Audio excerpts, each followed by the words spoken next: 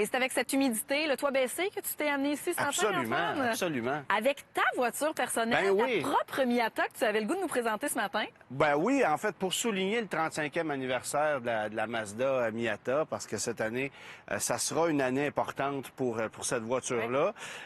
C'est ma voiture. Bon, évidemment, la Miata, ça a été lancé en cours d'année 1989 comme modèle 90. Ouais. Ça, c'est un modèle 1991, qui est l'édition spéciale de 91, donc couleur British Racing Green, intérieur cuir tan. Belle couleur, ça. Mais ça, c'est... Oui, puis on l'a pas ramené. Ah, Ça, je trouve OK. ça dommage qu'on n'ait pas encore ramené une couleur comme ça dans la gamme Miata depuis très, très longtemps.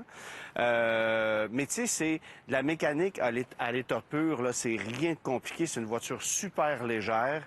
Je trouve encore aujourd'hui que c'est un look très intemporel. Mais c'est sûr que tu l'aimes pas juste pour son look, là, ta bonne vieille Miata. Là. Oui, mais j'aime l'histoire de cette auto-là. C'est très intéressant que Mazda, qui est un constructeur toujours un peu champ gauche par rapport aux autres constructeurs japonais, ait choisi de lancer un véhicule comme ça en 1989, super léger, où la conduite est la chose la plus importante. Oui.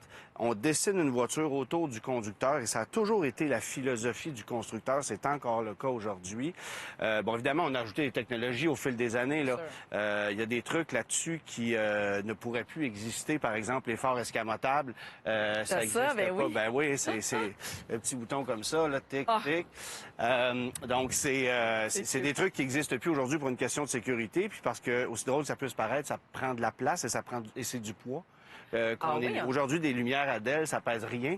Puis comme il faut ajouter beaucoup d'éléments de sécurité, on coupe ailleurs. Fait que c'est le genre de truc. Mais ça ajoute à la signature de l'époque. Oui, là. exactement. Puis c'est pas puissant et c'est pas grave.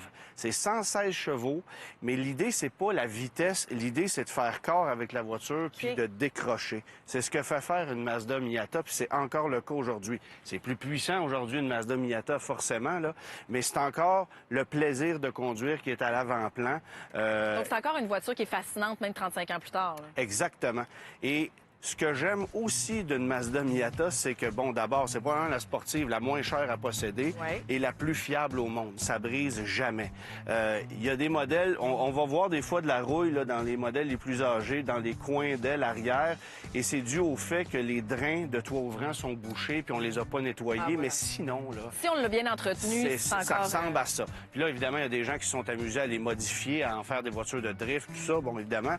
Mais c'est une voiture, en fait, 1,2 million d'unités de vendues depuis que la voiture a été lancée en 1989. Et est-ce qu'il y a des changements dans le modèle 2024? Est-ce qu'il y a des choses qu'on a modifiées? Ben en fait, depuis 2016, c'est essentiellement la même voiture. On a amélioré la puissance, on a ajouté des éléments de sécurité. Pour 2024, oui, on a apporté des changements à la direction. Moi, j'ai pu la conduire dans une route qui s'appelle Angeles Forest en banlieue de Californie. Là, c'est une route magnifique à faire. Et la direction est tellement précise, tellement serrée maintenant. Tu fais corps avec la voiture comme si t'étais la voiture. Là. C'est encore mieux que ce que c'était.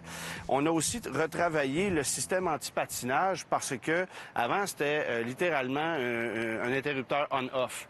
Autrement dit, tu le mettais ou tu l'enlevais. Là, il y a un anti-patinage progressif qui te permet de danser un peu avec la voiture sans qu'elle puisse décrocher complètement puis que tu perdes le contrôle. Puis encore là, c'est pas quelque chose qui va arriver très souvent avec ce genre d'auto-là. Puis on a retravaillé le différentiel aussi, parce qu'avant, il y avait un différentiel autobloquant. Encore une fois, c'était bloqué ou pas. Là, c'est progressif avec un système de pignon qui est simple, mais tellement efficace. Ça fait en sorte que la voiture est encore plus le fun.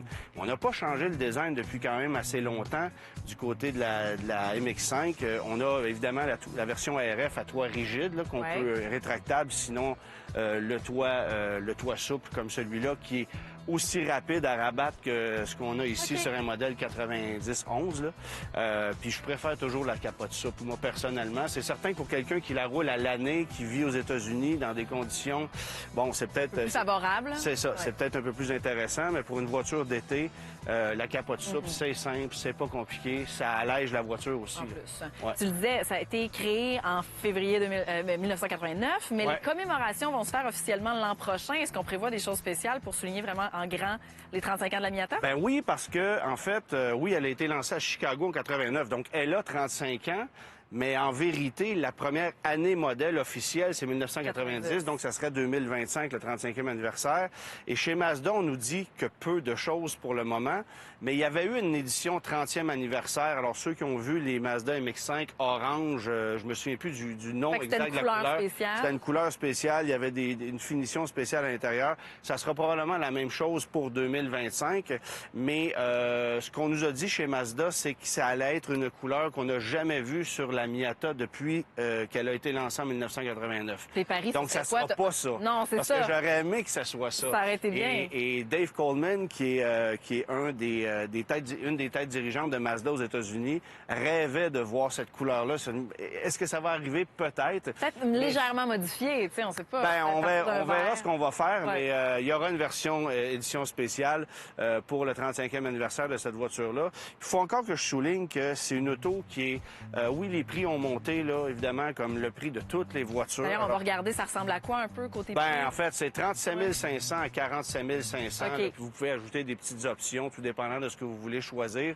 C'est pas nécessaire d'aller au modèle le plus équipé, honnêtement. Je pense que le milieu de gamme chez Mazda, ça le fait totalement. Quand on va chercher une version GT tout équipée, on a des gadgets de luxe et c'est pas nécessairement ce que tu cherches là-dedans, honnêtement. Donc, une version milieu de gamme avec ensemble sport, là, je trouve que c'est la version qui est la plus intéressante. Mais la dépréciation est super faible. Fait que le coût de possession d'une voiture comme celle-là à long terme, c'est rien. Il n'y a pas d'équivalent sur le marché non plus. Il n'y a pas de constructeurs qui ont tenté de riposter au succès de cette auto-là, aussi drôle que ça puisse paraître. Pontiac en 2007, ça a été un échec lamentable avec la Solstice. Mais sinon, il n'y a pas de rival direct à cette voiture-là. Fait que c'est vraiment une bagnole fiable, amusante. Mais c'est sûr que c'est pas fait pour des longs voyages. La valise est minuscule. C'est ça, c'est l'étroit. Tu trimbales pas le chien, là. Faut comprendre la vocation de ça. Ça peut remplacer une moto. Il y a beaucoup de gens qui passent de la moto à une voiture comme celle-là. Et puis, t'es clairement pas le seul à aimer les Miata. Il va y avoir un rassemblement. Oui, exactement.